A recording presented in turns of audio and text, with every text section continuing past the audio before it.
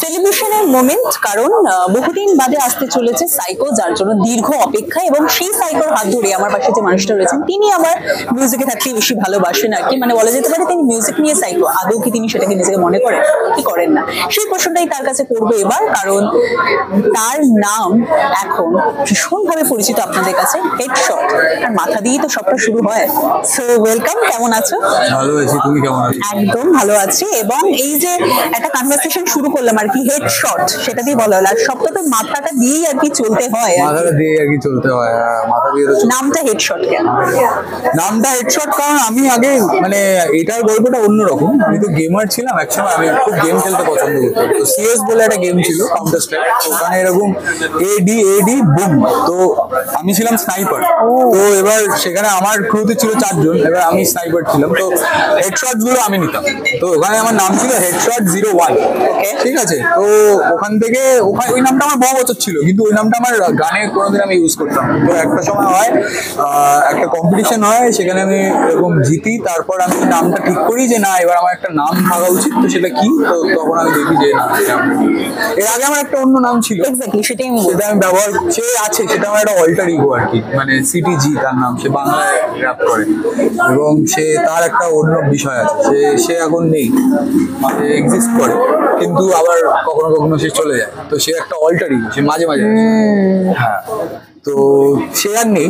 সেই দিন থেকে হেডশট জন্মালো আমার মনে হয়, সেই দিন যেদিন আমি এই ডিসিশনটা নিই।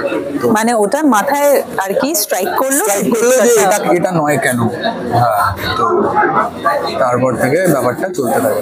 আচ্ছা, হেডশট 01 মানে 1 নাম্বার হওয়ার কি একটা অদ্ভুত খিদে রয়েছে, একটা তাড়না রয়েছে? আমার মনে হয় খিদেটা 1 নম্বর হওয়ার ঠিক না। খিদেটা হচ্ছে আমি যা করছি তাতে আমার কি মনে হচ্ছে এটা আমি শেয়ার করলাম, তাহলেই। আচ্ছা, নিজের কাছে নিজে বেস্ট। হ্যাঁ, নিজের কাছে নিজে বেস্ট হবে। আমার মনে হয় কম্পিটিশনটা আলটিমেটলি নিজের সাথে, আর কারোর সাথে না। আমি কাউকে দেখছি না সেরকম কম্পিটিশন করার মতো, আমি কোনোদিনই এরকম ছিলাম না। আমার মাইন্ডসেটটা একটু আলাদা, মানে আমি ট্রফি জয় করার থেকে মন জয় করাতে বেশি বিশ্বাস করি। আমি I love to stay in their hearts rather than their brains. But হ্যাঁ, মাঝে মাঝে ব্রেনজও থাকতে হয় কারণ আমার। তো হ্যাঁ, নামে যেহেতু হেডশট রয়েছে, তাহলে নামে যেহেতু হেডশট আছে, হ্যাঁ, কিন্তু ভেবেও তো গেমটা খেলতে হয়, অনেক ভাবতে হয়, অনেক ভাবনা চিন্তার মধ্যে থাকতে হয়। কিন্তু আজকাল আবার আমি ভাবনা চিন্তাটাকে একটা নতুন দিক দিয়েছি, মানে আই সি থটস পাস। আমার একটা বন্ধু একটা বই পড়েই কোটটা আমাকে বলে যে just see the thoughts pass. তো ব্যাপারটা বেসিক্যালি কিছুই না, মানে আমাদের জীবনে ঝঞ্ঝাট, টেনশন এগুলো আসতেই থাকবে। আগে তো এই জিনিসগুলোকে টেনশন বলা হতো, এখন অনেকগুলো টার্ম আছে, অ্যাংজাইটি, এই ওই, সেগুলো ধীরে ধীরে সবাই শিক্ষিত হচ্ছে এগুলোর ব্যাপারে। কিন্তু আগে বলা হতো টেনশন হয়েছে, ওগুলো একটা টেনশন হয়েছে। তো এই টেনশন গুলো আর কিছুই না, কিছু থটস। তো আমরা এই জিনিসটাকে পাস হতে দেখি। আমি আমার চোখের সামনে একটা একটা থট এখন আসে, আমি দেখি যে এটা কতক্ষণ আমার মাথায় থাকতে পারছে, ওর কতক্ষণ, ওর স্প্যান, কতক্ষণ আমার মাথার রুমটা ভাড়া নিয়ে থাকতে পারে। তো দেখছি বেশিক্ষণ থাকতে পারছে না। তো এরকম পাস করে যাবে থটস। তো এটাই ব্যাপার যে তোমার থটস আসবে, টেনশন আসবে, যা আসবে, এই পুরো জিনিসটা পাস করে যাবে। তো আই সি দেম পাস। তো আমি এই জন্য খুব শান্তিতে থাকি। আমার মনে হয় টাচউড আমার এই মাইন্ডসেটটা তৈরি হয়েছে বলে আমি অনেক শান্তিতে আছি। এবং আমার কোনো কম্পিটিশন নেই, আমার কারোর সাথে কম্পিটিশন করার কোনো ইচ্ছা নেই। আমি নিজের পেসে নিজের মতো করে গান বানাই। আচ্ছা, হেডশট এই নামটার আগে তো নিজের একটা প্রকৃত কোনো নাম রয়েছে? নিশ্চয়ই, আমার নাম তমজিৎ চ্যাটার্জি, আর আমি বাঙালি।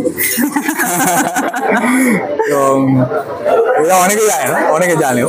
এবং তো আচ্ছা, এই যে হেডশট এবং এই যে গেমিং, আচ্ছা গেমারদের বলা হয় যে তারা ভীষণ রেস্টলেস হয়, যেটা হয় আর কি যে গেমের ক্ষেত্রে। সেই দিকটা থেকে আমার মিউজিশিয়ান ভীষণ ভাবে নিজেকে কাম কম্পোজড একটা জায়গায় নিয়ে যেতে পারে। দুটো পুরো এক্স্যাক্টলি অপোজিট মানুষের মধ্যে। আচ্ছা, এটা কিন্তু যদি মানে তুমি দেখতে পারো কখনো গিয়ে, আমি সেটা একজন গেমারের কাছেই প্রশ্নটা রাখলাম আর কি। খুব কাম আর কম্পোজড, রেস্টলেস নয় অতটা।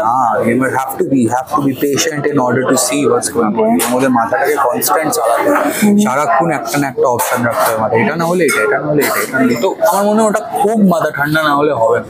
মাথা ঠান্ডা কিন্তু দরকার। দুটো কোথাও মিলে যাচ্ছে। হ্যাঁ, মিলে যাচ্ছে। এবং আর একটা জিনিস জিনিস আমি রিসেন্টলি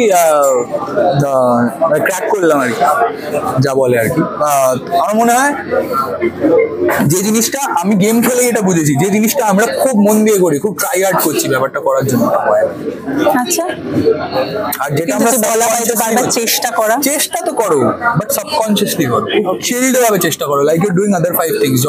জল খাওয়ার মতো করে করছো তো, গ্যাস খেয়ে নিচ্ছ, হয়ে যাচ্ছে জল খাওয়াতে এক্সট্রা মিটে যাচ্ছে তো, ওরকম ভাবে ওই জিনিসটাও করো। আমার মনে হয় সব জিনিস সাবকনসিয়াসলি যেটা আমরা করছি, ধরো আমি একটা গেম খেলছি, আমি ফিফা খেলছি, ঠিক আছে, ফুটবল খেলছি, এরকম আমার বন্ধু আমাকে গোল দিয়ে দিল 3খানা, আমি খুব চেষ্টা করছি, কিছুতেই পারছি না দিতে, হ্যাঁ কনসেন্ট্রেট করতে পারছি না। মায়ের একটা ফোন এলো, আমি মায়ের সাথে কথা বলছি, হ্যাঁ বলো, হ্যাঁ আমি আসছি, হ্যাঁ এই তো বলতে বলতে কিন্তু আমি 3টে গোল মেরে দিলাম। কেন বলো তো, আমার মাথাটা সাবকনসিয়াসলি ওখানে করছে কাজটা, আর এখানেও চলছে।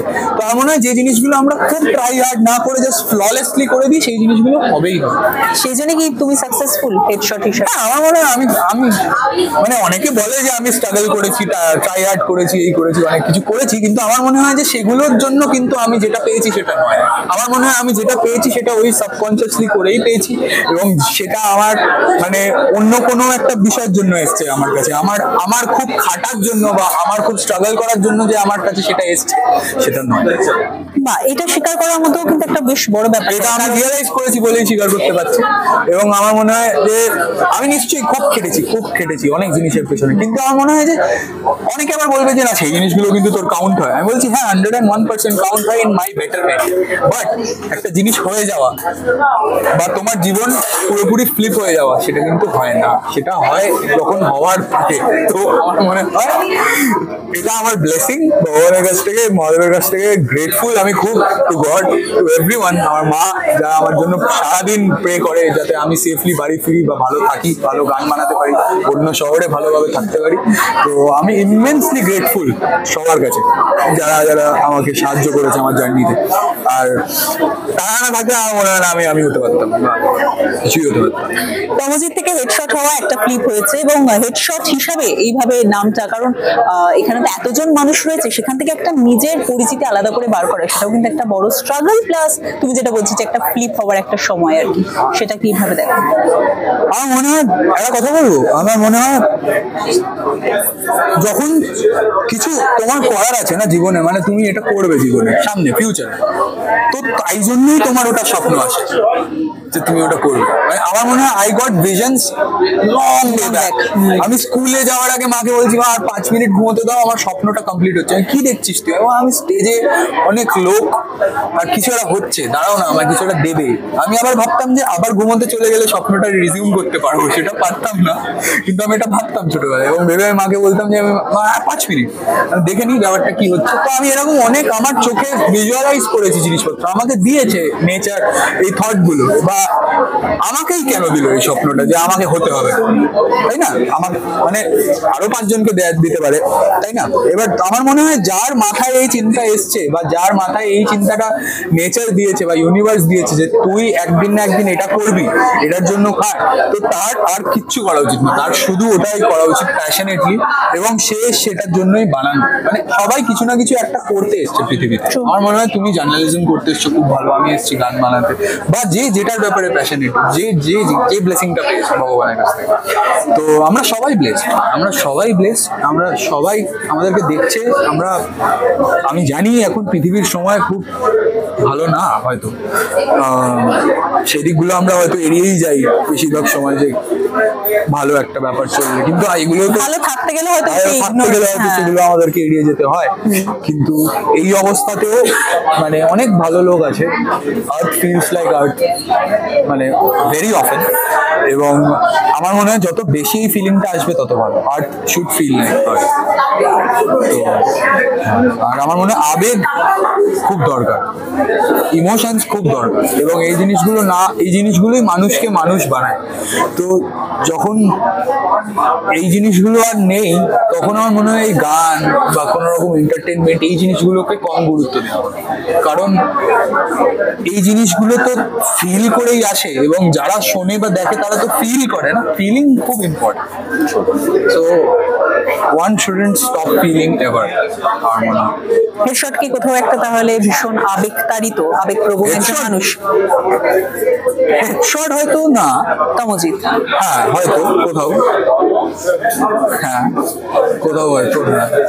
আর সেই ইমোশনটা থেকেই কি গান বিষয়টা আরো বেশি ভালো করে আমার মনে হয় আমার গান ওপর থেকে আসে, আমি করি, আমি নিজের থেকে উঠে গিয়ে আজকে আমি গান বানাবো, গান বানাই না। কিন্তু এটা তো স্বপ্নের কথা বললে, কবে নিজে বুঝতে পারলে যে তুমি এইটার জন্য তৈরি? আমি প্রথমত আমার অ্যাকচুয়ালি একটা স্টোরি আছে। তো আমার একটা ইস্যু হয় জীবনে, তখন আমি 2 বছর কিছু দেখিনি, আমি একটা ঘরেই ছিলাম এবং আমার প্যারানয়া হয় খুব বাজে। তো থেরাপিস্ট করাই, আমার থেরাপিস্ট আমাকে বলে যে যেটা তোমার ফিল হচ্ছে সেটা তুমি লেখা শুরু করো। তো আমি লেখা শুরু করি, তারপর আমার কিছু মিউজিশিয়ানের সাথে দেখা হয়, তারা বলে যে ভালো লিখছিস, গানে কেন লিখছিস না? তো আমি কয়েকটা সিনেমা দেখায়, বলে যে র্যাপ কর, ভালো জিনিস করতে পারছিস, ভালো করছিস। এবং এটা বলার জন্য কয়েকজন ছিল, আমার মনে হয় পিঠটা চাপড়ে দিলে না একটু, যে করতে চাইছে সে আর একটু উদ্বুদ্ধ হবে, আর একটু ভালোভাবে করবে, ব্যাপারটা বেশি প্যাশনেটলি করবে আমার মনে হয়। তো ওটা করার লোক ছিল আমার সময়, লাকিলি টাচউড ছিল, এবং তারা বলেছে লড়ে সবার আগে তো ফাউন্ডেশন বাড়ি, আমার মা বাবা বলেছে। তো এটার থেকে বড় তো আমার মনে হয় না কোনো সাপোর্ট আমার পেতাম আমি কারোর কাছে। তো এটা পাওয়ার পরে আমার মনে হলো যে হ্যাঁ ঠিক আছে, তাহলে আমি এখানে আমার প্রবলেমস গুলো এক্সপ্রেস করতে পারছি, যেটা আমার হচ্ছে বা যা আমি ভাবছি। আমি খুব ওভার থিঙ্ক করতাম, আমার অনেক থিঙ্কিং প্রবলেমস ছিল, আমি মারাত্মক ভাবতাম আগে, মারাত্মক একটা ছোট বিষয় হলো আমি সেটা নিয়ে 2 দিন কভার করে দিলাম ভেবে, করা যায় না। এখন এই যে I see my thoughts pass, এই বিষয়টা আমাকে যে কত বড় একটা ফ্রিডম দিয়েছে, এই একটা কোট আমাকে, এই জন্য বন্ধুদের খুব দরকার, বন্ধুদের সাথে কথা বলা, পুরনো বন্ধুদের সাথে কথা বলা। তো সেটা বই পড়েছে, পড়ে একটা লাইন আমাকে বললো, আর তারপর থেকে আমি কত ভালো ফিল করছি, মানে অতিরিক্ত ভালো ফিল করছি, যেটাকে বলে আমি জিনিসপত্র জাস্ট ছেড়ে দিচ্ছি। এবং সেটাই মানে the art of letting go, it's beautiful আমার মনে হয়। আর সেটা মাস্টার করাটা আরো একটা আর্ট, এবং সেটা মাস্টার হয়ে গেলে তোমাকে কিছু টান দেওয়া চাপ আছে, হ্যাঁ পেছনে টানা চাপ আছে। তো বললে বাড়ি থেকে সেই পুশটা পেয়েছিলে এবং বন্ধু বান্ধব তো ছিল ডেফিনেটলি, তারপর প্ল্যাটফর্ম গুলো পাওয়া সেটা কি খুব একটা ইজি ছিল? প্ল্যাটফর্ম গুলো পাওয়া, আমার মনে হয় প্ল্যাটফর্ম আছে, প্ল্যাটফর্ম তোমাকে দেওয়া হবে, you have to be hungry. এবং তোমার যদি অতটা হাঙ্গার আছে, ওরা দেখে, এবং তাহলে কেন দেবে না, মানে কেন দেবে না, মানে আমার মনে হয় একটা যে শো বানাচ্ছে সে অনেক টাকা খরচা করে একটা শো বানায়, তো তারও তো একটা এক্সপেকটেশন থাকবে যে আমি এখানে বেস্ট মিউজিশিয়ানস দেখতে চাই, বেস্ট আর্টিস্ট।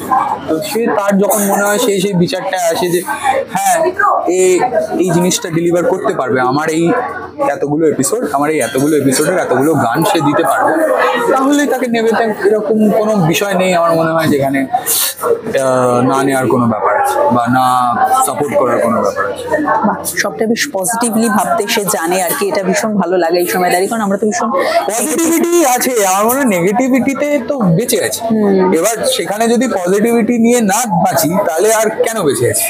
তাহলে তো মানুষ আর বোতাম টেপা একটা রোবটের মধ্যে তো কোনো তফাৎ নেই। Very true.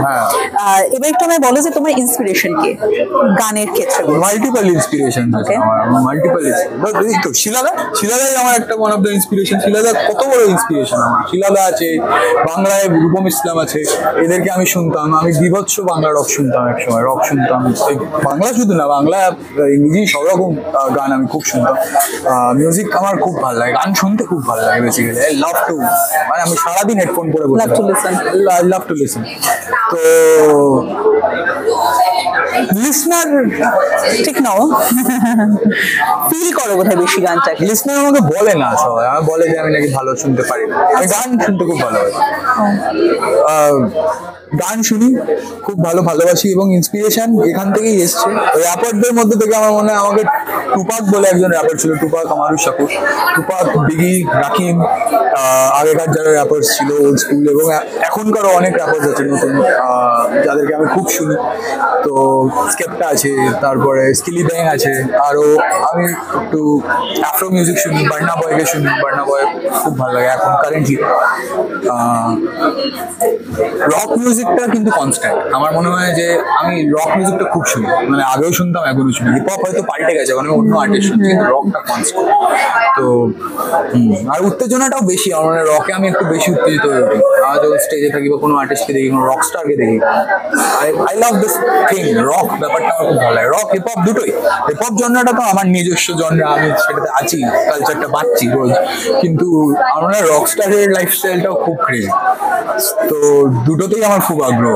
আর কারণ দ্বিতীয়টা আগ্রহ বেশি, কারণ আমি একসময় ব্যান্ডসদের সাথে খুব ট্রাভেল করতাম। I use to be the band mate, মানে যে সিম্বলস গুলো বইতো বা একটা গিটার বই নিয়ে যেতাম তাদের সাথে, জাস্ট দেখবো বলে যে কি হচ্ছে।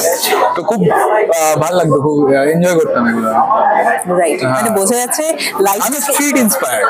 মানে আপনি বলুন, sorry sorry to cut you. না না প্লিজ, আমি এইটাই বলছিলাম আর কি, আমি স্ট্রিট ইন্সপায়ার্ড। আমি সব জায়গা থেকেই শিখেছি একটু একটু করে।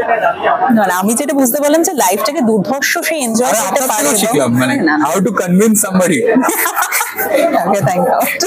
ইন্টারভিউ অসাধারণ। কারণ এই মানুষটার সাথে কথা বলতে পারলে আমি যেরকম ইন্সপায়ার হবো, আমার মনে হয় যারা ক্যামেরার পাশে রয়েছে অনেক ইন্সপায়ার হবে। ভালো। তো ওকে, লাইফটাকে ভীষণভাবে এনজয় করতে পারে সেই মানুষটা, এবং স্টাইলটাও বেশ অন্যরকম আর কি, ভাবনা চিন্তার ক্ষেত্রে আমরা দেখতে পারলাম আর কি। Thank you so much. আমি কয়েকটা ওয়ার্ড বলবো, সেই ওয়ার্ডগুলো শুনে ইনস্ট্যান্টলি মাথায় যেটা আসছে সেটা বলতে হবে উইদাউট আ সেকেন্ড থট। ঠিক আছে। ওকে, বন্ধুত্ব, যেটা ছাড়া আমি থাকতে পারবো না। I love my friends. বিশ্বাস, মা, ভালোবাসা, মিউজিক, ভয়, মাকড়সা, জীবন, গেম, গান, প্যাশন। বা আর আমার নতুন করে বলার কিছু নেই। এই কথা ওয়ার্ড দিয়ে আমার মনে হয় আমি যতটা জানার চেষ্টা করেছি জানতে পেরেছি। Thank you so much. ভীষণ একটা বেশ কি বলবো, লাইভলি একটা বেশ ইন্টারভিউ হলো, এবং আমি প্রচুর কিছু শিখলাম আর কি। যেমন এনার্জিটা একদম এরকম ভালো ছিল বলে আমি বলতে পারলাম। Thank you so much. আমরা তাহলে আরো কন্টিনিউ করতে পারি, কিন্তু না, আপাতত এইটুকুই থাক। কনভিন্স তো করিয়ে নিয়েছিলাম আমি। শেষ করবো, বাট ডেফিনেটলি যেটা না হলে একটুখানি অন্যায় হবে আর কি, যদি দু লাইন কিছু শুনতে পারি। সাইকো র্যাপটাই তো করতে পারি। তো ওটা কি ছিল, ওটা যদি স্বপ্নটাই বাস্তব আর বাস্তবটাই স্বপ্ন, এর মাঝখানে তুমি বন্দি, তাই তার কেটে গেছে অল্প, আর কি যেন নাম বলতে গিয়ে তো ভেঙে পড়ে গেছে দন্ত, দেখি শিরোনাম তবে খবরের কাগজে ছেপেছে অন্য গল্প, দেখি আকাশে উঠছে রক্ত, আমি ছাতাটা খুলতে ব্যস্ত, এরা ব্রেন ওয়াশ কিছু ভক্ত, তবে জ্ঞান দিতে গিয়ে ল্যান লাগে তাই আপনের সাথে মত্ত, তুমি ভাবো নিজে কটা গর্ত, তুমি ঢুকে যাবে, তুমি ডুবে যাবে, তুমি হয়ে যাবে এক যন্ত্র, দৃশ্যগুলো তো ঝাপসা আর নিঃশ্বাসে নেই আস্থা, তুমি ট্রিং কাজে দেখো জলসা, নেই মদ শুধু আছে চাকনা, আর যারা বলেছিল পারবো না তারা এখনো খেলছে সাকটা, তবে খেলা ঘুরে গেছে অনেক আগে, যেই আমিও মেলেছি পাকনা। লাভলি, এইভাবেই প্লিজ পাখনা মেলে উঠতে থাকো। আর অনেকে ইন্সপায়ার হচ্ছে তোমাকে দেখে, এবং যারা আর কি তোমার ফ্যান, হেডশটের ফ্যান, তাদের জন্য কি বলতে চাই? সিধা স্যার তো baby, I love you all. Thank you, thanks a lot, thank you so much. আপনাদের আড্ডাটি কেমন লাগলো অবশ্যই কমেন্ট করে জানাবেন, আর এরকমই আরো আড্ডা দেখার জন্য অবশ্যই আমাদের চ্যানেলে